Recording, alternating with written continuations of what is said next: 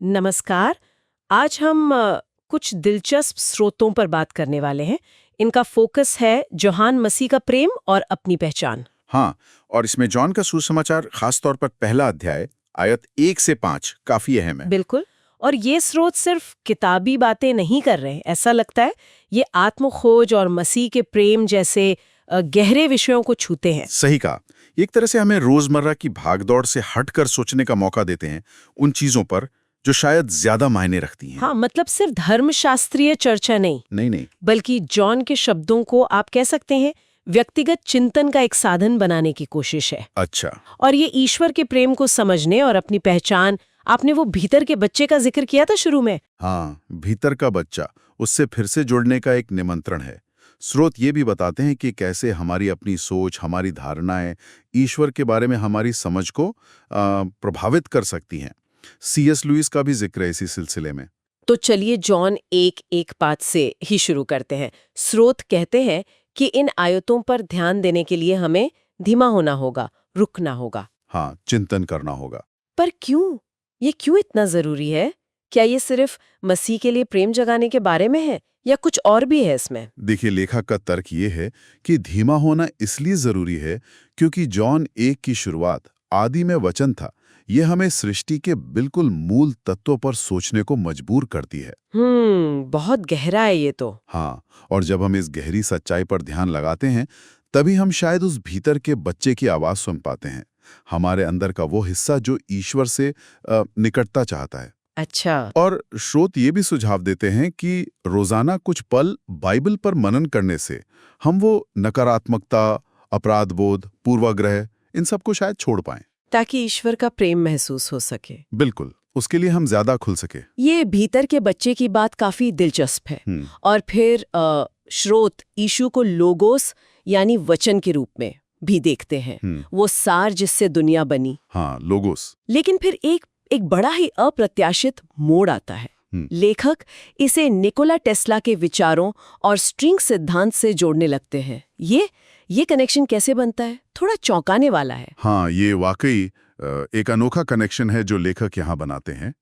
उनका तर्क, जहां तक मैं समझ पाया हूं, ये लगता है कि जैसे लोगोस को सृष्टि का मूल सिद्धांत या दिव्य तर्क माना गया है, वैसे ही आज की भौतिकी जैसे स्ट्रिंग सिद्धांत ये मानती है कि ब्रह्मांड के सबसे बुनियादी कण वो असल में कंपन करने वाली ऊर्जा के तार हो सकते हैं, स्ट्रिंग्स। अच्छा, ऊर्जा के तार। हाँ, तो लेखक शायद लोगों की इस रचनात्मक शक्ति और ऊर्जा या कंपन के इन वैज्ञानिक विचारों के बीच एक तरह की रूपक समानता देख रहे हैं। समझ गई।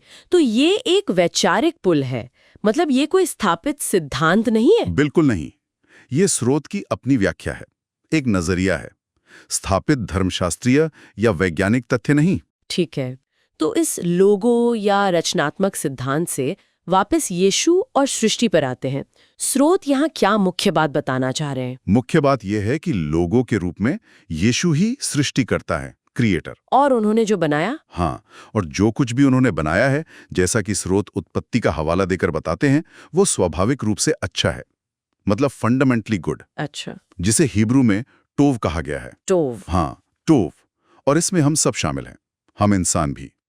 तो इन लेखों के अनुसार ये समझना कि हम ईश्वर की टोव रचना का हिस्सा हैं, यही अपने असल मूल्य को पहचानने की कुंजी है। और इसी समझ को पक्का करने के लिए वो एक अभ्यास, एक प्रैक्टिस भी बताते हैं, आईने वाली। हाँ, बिल्कुल।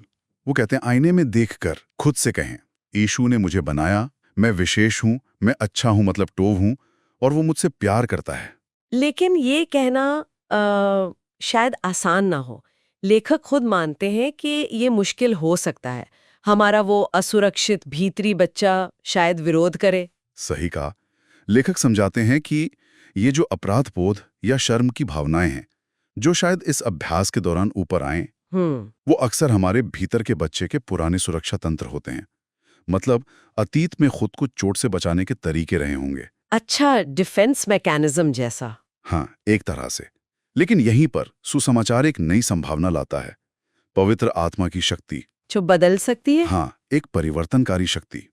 इन अंशों के अनुसार ये शक्ति उन पुराने पैटर्न्स को, उन डरों को तोड़ सकती है और भीतर के बच्चे को ईश्वर के प्रेम में सुरक्षा और विश्वास का अनुभव करने में मदद कर सकती है। तो ये एक प्रक्रिया है ईश्वर और खुद के बारे में जो गलत फहमियां हैं उन्हें चुनौती देने की, उन्हें सुधारने की। बिल्कुल, यही इसका सार है। तो अगर हम इन सारी बातों को समेटें तो इन अंशों का संदेश ये लगता है कि जॉन का सुसमाचार सिर्फ ईश्वर को समझने का रास्ता नहीं है, नहीं, बल्कि ये खुद को, अपने भीतर के बच्चे को देखने, उसे स्वीकार करने और अपनी उस मौलिक अच्छाई, अपने टोव को पहचानने का भी एक तरीका है। हाँ, लोगों, भीतरी बच्चा, टोव और आत्मस्वीकृति, ये कुछ मुख्य बातें हैं जो उभर कर आती हैं। बिल्कुल। और जाते जाते एक विचार छोड़ जाते हैं श्रोताओं के लिए, जिस पर वो सोच सकते हैं। हाँ, जरूर। अगर ये स्रोत हमें अपनी अंदरूनी अच्छाई, अपने टोव को अपनाने के लिए कह रहे हैं, तो फिर इस टोव को सिर्फ खुद में नहीं, बल्कि अपने आसपास की हर चीज और हर इंसान में भी पहचानने की कोशिश करना।